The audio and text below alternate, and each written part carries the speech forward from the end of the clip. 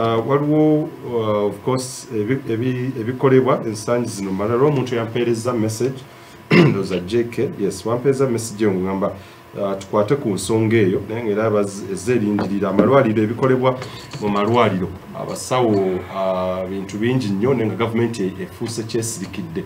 abamu ne babyogerako nti da kitu tujja bakwata tujja bagoba naye tetumanyi obuzibu buva case in point sijja kumenya ddwaliro ekyalabikidde ku ebize birabikira ku mitimbagano amalwaliro both government and private abantu bajja balongoosebwa abakyala abakazaala naye abamu ate n'abaana babasalamu ne babajjamu nga balamu ne babawa abaana abafu waliwo eyampadde jeke yes wampeeza message noga nti naye ku maani tugiweeyoko okay time okuba torch mbasawo baneno n'amalwaliro abantu baabwe nga si COVID-19 actually I know this information is very classified yaleeterako ne kuba bannamawulire bannanga obuzibu ne waliwo abafiirwanga abantu ng'abamu this is secret information eyagimpa yampeeza ne ka message nti mu COVID-19 ono nga yakatandika emulagaawo bantu bafiirwanga abantu ngamba bagula n'ensimbi babagamba nti afudde ekirala ne tukusaba omuntu ono omulambo baguseko COVID-19 abamu baali bagana ku stage nga demonstration yawo komekereza nga babaddiza omulambo gwabwe naye nga n'ensimbi bagee bazibalekere okusirikira information eyo kankyete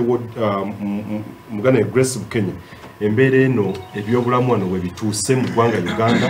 nga bamba tutegeeza nti gavumenti yese ekoze n'ebiri mu malwaliro ababigoberera ddala kituufu ate ebyobulamu by'e Uganda byongera buwongezi kulwaza balwadde n'abannansi kakati kyakusaalirwa nnyo abazze bangoberera nange nyina cases ezimu emabegakaawo zenali ngoberera era nga nazo zikwatagana ku byabulamu n'obulamu bw'Abannayuganda sijja kukigendamu nnyo wala naye nze nja kusaba busabi mukadde wange abadde ayogera nti ngamba nti abantu tebaagala nsi yaabwe omuntu yenna ali eyo omusawo omusomesa omusirikale olina okukola omulimu guno nga okimanyi nti buweereza ekisooka kya byonna mu mutima gwe kikujjamu olina okuba nga oyagala ensi yo bw'omala okumala okwagala ensi yo ojja kusobola okuweereza obulungi bannansi oba abantu b'ensi yo kyakusaalirwa nnyo nti bino byonna bigenda mu maaso ekikwata ku byobulamu kiba kikwata ku byakwerinda tekikwata kuwa NRM tekikwata kuwa people power tekikwata ku Muganda tekikwata ku Mucholi nekikwata ku ffenna wamu kakati botu amode mogera kukyasanya abantu okuzaala ebizibu ebibeerawo kituufu ensonga bwe zityo zibeerawo era nze ku lwange nsaba nnyo ba security officers abali mu malwaliro ago naddala ku Stemochale manyi waliwo sergeant omu wa police naye kyandwadde kisaana ekitongole kya ISO nekideployingawo kuba abantu bangi nnyo nnyo bakomplaininze nnyo ku Stemochale ebikolebwawo bitekwa kuba nti emirundi egisinga birumira abatulaba eyo bekikwatako ISO erina okubeerawo ne base CMI erina okubeerawo ne base SIB erina okubeerawo ne base kagamba okulabira ddala nti omulimu guno ebikolebwa biweesa eggwanga lyaffe ne bannayuganda ekitiibwa ow'ebyokwerinda wali owuliddeko ekigambibwa nti ate abamu abakukusa ebintu ebyo bali munda mu gavumenti kakati tulina kugendayo nnyo eyo ayogedde ku kya sanya abakyala bafiira mu sanya abaana ku nsonga y'emu era nja kutwala omukisa guno bekikwatako nti mu summit eyatuula e Munyonyo last year but one bayogera ku zi points lwaki abakyala bafiira mu ssanya kibi tukoze tutya naye kiro ekintu kirimu kye baabuusa amaaso bannange n'ennaku zino okuzaala omwana obanga agenza oggula omugule omwana wa kakadde plus mu malwaliro gano aga gavumenti omwana atandikira kakadde plus kati ekibeerawo bano bannaffe abatandika obutandisi nga mu Uganda wange bwayogedde abaana abato abali eyo bakukutira mu mayumba gaabwe eyo mu buzigo bwabwe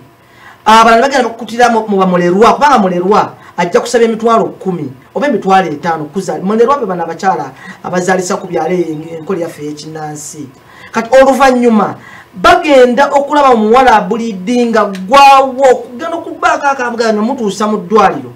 zezo kese zizolaba nti abantu bamama b'eggwanga bafiiridde musanya nanga kile kintu ekikono mwenjogerako wandi neddagala yalinywera Kitebi from day one paka ku the last day we batira omwana awenzija ne kansooka envere wano kwa kino kintu kikulu nnyo kitwogerako ensonga eno nkulu nnyo emiwendo gy'abakyala bano okuzaalisa gibeereko nga giri wansi tewaliwo mu butuufu tewaliwo kigaana kuba ti mitwalo 2 mitwalo 4 si malwaliro ga gavumenti nezibeera private hospitals ndazisaba minister of health eyise ekiragiro kino nga bwolaba nti eddagala lino erya pep ne bwogenda oba mu private oba muki eddagala lya pep lya bwereere balikuwa nokola ki naye bwogamba ogenda oddigula ewandegeya mu zifamasi z'ewandegeya akacupa kamu ka mitwalo 36 naye bwogenda wali byabwe kati mbadde nze nange nsaba oba nteesa nti okukendeeza omuwendo gw'abo bamaama baffe abafiira mu ssanya bannyinaffe mikwano gyaffe omwana kati akakadde kamu plus kugenda waggulu ekyatidde abaana bano abato sente teziriiwo teziwera okubeera mu buzigo mubamulerwa agenda okumugjayo okugenda okutuuka ng'akoze eki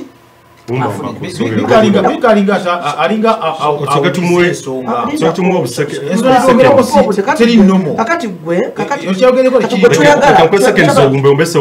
kyogala ngeri gyoyagala nkyogeremu nsonyiwa sijja kukiisa nedda okufiira omwana nomale kirala nnyo nekukitwogerako kati ngenze ku nsonga omulamu ogwo twogera ku nsonga ndala tuli mu kufiirwa muntu nomale sabo ndi mu buwambe nyamba ndi mu buwambe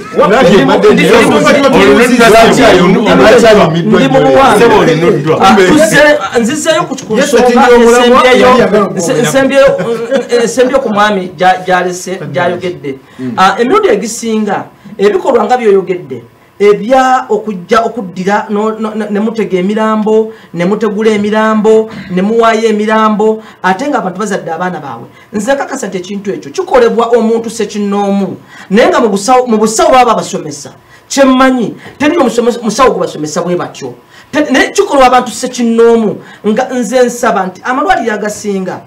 gabeere ne ba security officers ate basabeyo omuntu omukyala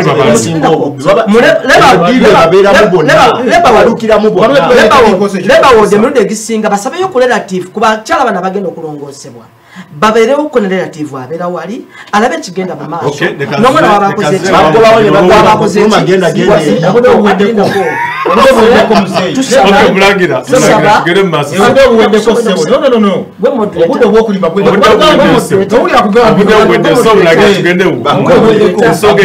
ekisooka omulamu gwaleese ogwokuba nti no tuwagame kino omuntu yenna asobola okufa nomale ekyo tukikkiriza naye olwokufa nga olwedde okufa kupange okufa bugayaavu ekintu kino kibatugamba muno abasawo baweereza ekintu ekibi nnyo nnyo kuba teri muweereza alya mpewo byoga ati no sima ati no batasobola sima kuweereza omulimu guveeko president Museveni yagana naye aweereza then nava n'agamba naye ekyusa mu maaso eyo mbafuna bukati sima busatu no bachi buli kimu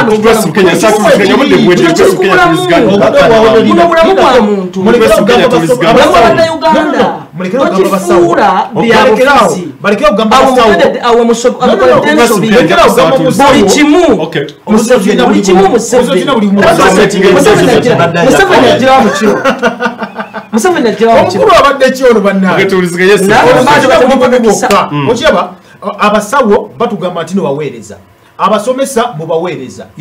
ne bamanyi omusala gwabwe ne mubawosala butono mu muweereza mbusavinga eggwanga lyo yensonga kyolaba nga abasawo tebafuna sente ezimala malwaliro ngalawo okuyenguzi ne batunda eyo enkola ya musekinoomu munnayuganda eze empisa ensiwuufu obwana obuto buno omusawo aleka omuntu ezo mpisa za sekinoomu embuto zivaamu kubanga obwana obuto babukozesa nnyo gundi vaccine zennyini bakozesa kibayita dead fetuses vaccine zennyini so bwatunzi nnyo mu nsi yonna bwatunzi nnyo abaana bato embuto zivaamu atanakutuuka kuzaala bwatunzi nnyo kuba bakolamu endagala erigema vaccine mu nsi yonna ekirungo ekisinga mu vaccine bwe cells ezawanda obuto obufudde akati obwokukusa biki sente mwezi already nekyo nakyo nakijjirewa nti omusawo talina kyakulya talina kyakola ki nagamba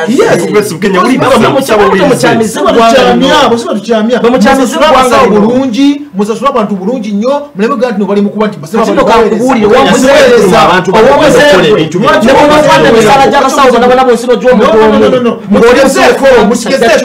mukigezeeko lwaki temubasomesa sente zimala temubasawo sente zimala what me chikole echo ono setting omulamu obwe atudde mu government ogugosebo agenze mu government kati ensi yaffe bwe twagala ensi eterere ebyaddala government kikwataganira wa ati ituli mu kuteeseza nsi eterere omusawo awaayo omulambo omwana batemulamu because agala si government yemutuma because agala mpisa nsiwufu because agala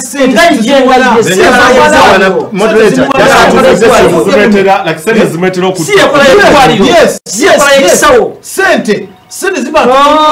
omutamatira na sente zomuwadde sente tomugenda okugwira awogenda okola yensobe point of correction information so katumire kalima mudakike maliriza sebo kubudde mupedde konja kuona aumbe government yaffe bega okubanga eterera abantu bonna embabala abanga baweereza ebalabenga abalina okuba nti bakolera sente ebongeza omusaala ebemba gisi mu parliament ne baguli bano ab'ebitongole bino bya authority okwegerekera emisaala nga tebigira abantu baabo so negligence nebeerawo eva ku underpayment wetandikira ddala awo nilyoka jja gwen kubanga n'abasirikale babeerawo bennyini nabo babayingizaamu because bageramu eki kidogo nayisaawo diruze so bona basasulira bulungi nnyo ensi ejja kutereera kyokka baana asasulwa ebyokubba abaana mu malwaliro abantu abatalina abaana okutega emirambo byonna bijja kuggwawo kyetusuubira kuba bakikolera tosuubira yes ndaba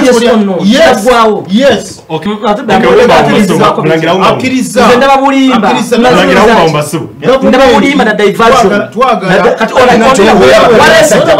wakyogedde bulungi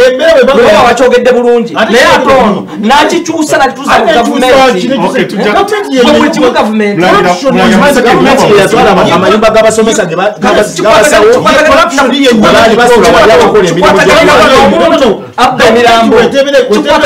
ekyokutwala amawunda g'amasawo